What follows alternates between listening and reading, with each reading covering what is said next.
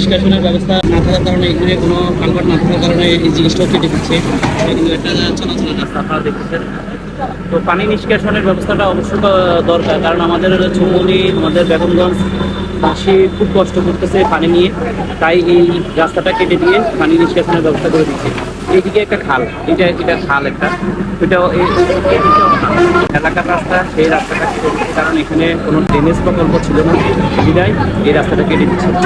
এই রাস্তাগুলোর উপরে এটা একটা খাল, তাহলে এটার উপরে একটা কালভার্ট অবশ্যই করা উচিত ছিল আমাদের, যখন রাস্তাটা করা হয়েছিল পৌরসভা থেকে। সেই জিনিসটা না করে তারা রাস্তা করে দিচ্ছে, তাই এখন রাস্তাটা কেটে দিচ্ছে।